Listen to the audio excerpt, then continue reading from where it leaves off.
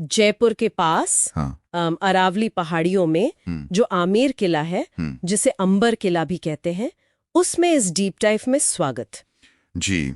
ये देखिए, सिर्फ किला नहीं है, ये तो सदियों तक कछवाहा राजपूत वंश की राजधानी रहा, उनकी विरासत का कह सकते हैं प्रतीक रहा है। बिल्कुल, एक बहुत महत्वपूर्ण जगह। हाँ, और हमारे पास इसके इतिहास पर, इसकी वास्तुकला और जो रणनीतिक पहलू हैं, हाँ। उन पर काफी सारे लेख और विश्लेषण मौजूद हैं। जी हाँ, काफी कुछ है पढ़ने को। तो आज का हमारा मिशन है कि इस शानदार किले के जो सबसे दिलचस्प पहलू हैं, उन्हें परत दर परत खोलें। मतलब इसकी शुरुआत कैसे हुई, ये बुलंदी तक कैसे पहुंचा, इसकी बनावट में क्या खास है, और आज क्या चुनौतियां हैं इसके संरक्षण को लेकर। हाँ, ये जानना बहुत जरूरी है। और ये भी देखेंगे कि ये भारत का एक अहम यूनेस्को विश्व धरोहर स्थल कैसे बना। तो चलिए शुरू करते हैं। चलिए। तो कहानी शुरू होती है कछवाहा राजपूतों से भी पहले। सही कहा। हाँ बिल्कुल। यहाँ पर शुरुआत में मीणा राजवंश का राज था। जी हाँ, शुरुआती रिकॉर्ड्स अगर देखें तो कुछ बताते हैं कि मीणा राजा थे आलन सिंह। उन्होंने शायद 967 ईस्वी के आसपास इसकी नींव रखी। अच्छा, 967 ईस्वी, काफी पुराना है। बहुत पुराना। लेकिन फिर वो 11वीं 12वीं शताब्दी आते आते पासा पलटा। कछवाहा वंश के जो काकिल देव थे, उन्होंने करीब 1207 ईस्वी में मीणाओं को हराया और फिर अंबर को अपनी राजधानी बना लिया। अच्छा, तो ये राजधानी बनी 1207 में कछवाहों की। लेकिन सुनने में आया है कि ये जो सत्ता बदली ना जी, ये कोई सीधी साधी लड़ाई नहीं थी, कुछ मतलब पेचीदगी थी इसमें। हाँ, ये बात जरूर सामने आती है कुछ ऐतिहासिक वृत्तांतों में। वो बताते हैं कि कछवाहों ने एक खास रणनीति अपनाई। क्या थी वो? उन्होंने दिवाली के दिन हमला किया। अच्छा। उस दिन मीणा लोग अपने पितृतर्पण अनुष्ठान में लगे होते थे। मतलब वो अपने पूर्वजों को श्रद्धांजलि देते थे और उस रस्म के दौरान वो निहत्थे होते थे। ओह, तो मतलब ये एक सोचा समझा। हाँ, एक सोची समझी चाल थी। ये दिखाता है कि मध्ययुगीन भारत में सत्ता हासिल करना कितना जटिल था। ये सिर्फ वीरता की कहानियों से कहीं ज्यादा उलझा हुआ मामला था। सही बात है। और उसी शुरुआती दौर में जो सबसे पुराने महल वहां बने, उनमें से एक है कदीमी महल। वो आज भी मौजूद है और माना जाता है कि ये भारत के सबसे पुराने जीवित महलों में से एक है। कदीमी महल। अच्छा, फिर आता है वो दौर जब आज जो हम किला देखते हैं उसका ज्यादातर हिस्सा बना। ये शायद 16वीं शताब्दी की बात है, राजा मानसिंह प्रथम के समय की। हाँ बिल्कुल, राजा मानसिंह प्रथम जो अकबर के नवरत्नों में से एक थे, उनके समय में किले का बड़ा विस्तार हुआ और जो आज हम भव्य रूप देखते हैं उसकी नींव पड़ी। और यहीं पर वो वास्तुकला का संगम देखने को मिलता है जिसकी बात होती है, राजपूत और मुगल शैलियों का। जी हाँ, वो यहाँ बहुत साफ दिखता है। पीले और गुलाबी बलुआ पत्थर का इस्तेमाल है, साथ में सफेद संगमरमर भी है। तो एक तरफ तो आपको राजपूत शैली की मजबूती दिखेगी, जैसे मोटी मोटी दीवारें हैं, बुर्ज हैं। हाँ, सुरक्षा के लिहाज से। बिल्कुल। और दूसरी तरफ मुगल शैली की वो नजाकत, वो सुंदरता, बारीक नक्काशी का काम है, सधे हुए बागीचे हैं, और हाँ, शीशे का काम तो कमाल का है। हाँ, शीश महल की बात तो करनी ही पड़ेगी। उसकी क्या कहानी है, वो इतना मशहूर क्यों है? शीश महल तो देखिए वाकई लाजवाब है। आप अंदर जाएंगे तो देखेंगे कि दीवारों पर, छतों पर हजारों छोटे छोटे शीशे जड़े हुए हैं। हजारों? हाँ, हजारों। कहते हैं कि एक महारानी थी, उनकी इच्छा थी कि वो महल के अंदर से ही रात में तारे देख सके।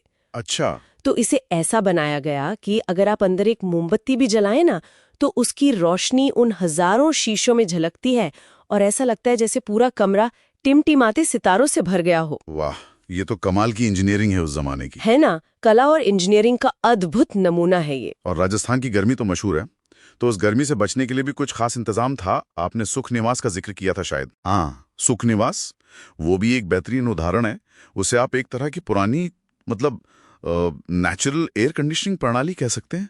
एयर कंडीशनिंग कैसे? उसमें पानी की महीन धाराएं बही जाती थी और हवा के झोंकों का ऐसा इंतजाम था कि वो जगह ठंडी रहती थी। राजस्थान की तपती गर्मी में वो वाकई सुख देने वाला निवास रहा होगा। समझ गए। और सुना है उसके दरवाजे भी बड़े खास थे। हाँ, कहते हैं कि उसके दरवाजे चंदन और हाथी दांत के बने थे। सोचिए। वाह, क्या बात है। अच्छा, अब थोड़ा किले की लोकेशन और उसके रणनीतिक महत्व पर बात करते हैं। पहाड़ी पर बना है, नीचे झील है। हाँ, ये लोकेशन ही अपने आप में एक बड़ी ताकत थी। किला ऊंची पहाड़ी पर है और नीचे माओता झील है, जिससे पानी भी मिलता था और सुरक्षा भी। तो ये एक मजबूत गढ़ तो था ही। लेकिन इसका महत्व सिर्फ बचाव के लिए नहीं था ना, यहाँ पर राजपूत मुगल रिश्तों का भी बड़ा रोल रहा। निश्चित रूप से यहीं पर कहानी और दिलचस्प हो जाती है। देखिए, राजा भारमल थे, जिनका शासनकाल 1547 से 1573 था। वो पहले बड़े राजपूत शासक माने जाते हैं जिन्होंने मुगलों से संधि की। अच्छा, बारमल ने। हाँ, और उन्होंने अपनी बेटी हरकाबाई, जिन्हें जोधाबाई भी कहा जाता है, उनका विवाह अकबर से किया। फिर राजा मानसिंह प्रथम जैसे शासक आए, जो मुगल सेना में बहुत ऊंचे ओहदे पर थे, बड़े सेनापति थे। उन्होंने मुगल साम्राज्य को फैलाने में बहुत मदद की। तो ये एक तरह का रणनीतिक गठबंधन था, आपसी फायदे का। बिल्कुल, ये सिर्फ रिश्तेदारी नहीं थी, ये एक स्मार्ट कूटनीति थी, आपसी सहयोग था। और शायद इसी मजबूती, किले की अपनी ताकत और इन गठबंधनों की वजह से ही हमें आमेर किले पर किसी बड़े सफल हमले का कोई खास जिक्र नहीं मिलता इतिहास में। ये तो दिलचस्प बात है। तो किले की दीवारें और सही वक्त पर बनाए गए रिश्ते, दोनों ने मिलकर इसे सुरक्षित रखा। हाँ, ये एक अहम सबक है शायद। सुरक्षा सिर्फ दीवारों से नहीं आती। सही कहा। तो फिर सवाल उठता है कि इतनी शानदार, इतनी सुरक्षित जगह छोड़कर राजधानी जयपुर क्यों ले जानी पड़ी? हाँ, ये सवाल आता है मन में। देखिए, वक्त के साथ अंबर की आबादी बढ़ती गई और पानी की जरूरतें भी बढ़ीं। शायद पानी की कमी एक बड़ा कारण बनी। अच्छा, पानी की कमी। हाँ, तो 1727 में सवाई जयसिंह द्वितीय ने एक नया शहर बसाने का फैसला किया, एक पूरी तरह से योजना बनाकर, जिसे आज हम जयपुर कहते हैं, और फिर राजधानी वहां शिफ्ट कर दी गई। और तब से आमेर एक तरह से विरासत स्थल बन गया। जी, एक बहुत महत्वपूर्ण ऐतिहासिक और विरासत स्थल। और आज तो ये यूनेस्को विश्व धरोहर स्थल भी है। ये तो बहुत बड़ी बात है। बिल्कुल, ये इसकी वैश्विक अहमियत को दिखाता है, लेकिन इसके साथ चुनौतियां भी जुड़ी हैं। हाँ, चुनौतियां क्या हैं आज? सबसे बड़ी चुनौती तो शायद पर्यटन का दबाव है। रोजाना 3000 से ज्यादा लोग किले में आते हैं। इतने लोग? हाँ, और इतने लोगों के आने जाने से पुरानी इमारतों पर असर तो पड़ता ही है।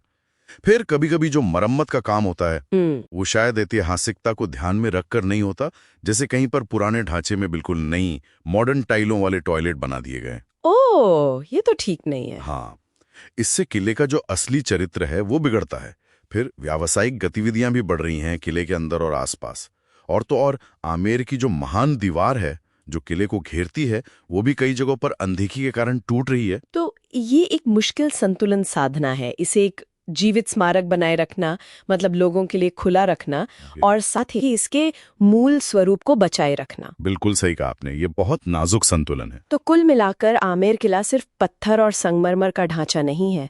ये तो जैसे एक जीती जागती कहानी है, राजपूतों की शान की, अलग अलग वास्तुकला के मेल की, रणनीतिक समझ की और संस्कृति के बदलते बहाव की। हाँ, मीणाओं की नींव से शुरू होकर कछवाहों के शिखर तक, फिर मुगलों के साथ वो जो पेचीदा रिश्ते थे, उनसे लेकर जयपुर के बनने तक, और आज एक विश्व धरोहर के रूप में अपनी पहचान बचाने के संघर्ष तक, ये सब कुछ इसमें समाया हुआ है। बिल्कुल, और यह हमें सोचने पर भी मजबूर करता है। क्या सोचने पर? यही कि क्या किसी ऐतिहासिक जगह को हमें बिल्कुल वैसे ही सहेज कर रखना चाहिए जैसी वो अतीत में थी, एक तरह से टाइम कैप्सूल की तरह, या फिर उसे आज की दुनिया के साथ थोड़ा बदलने, थोड़ा विकसित होने देना चाहिए?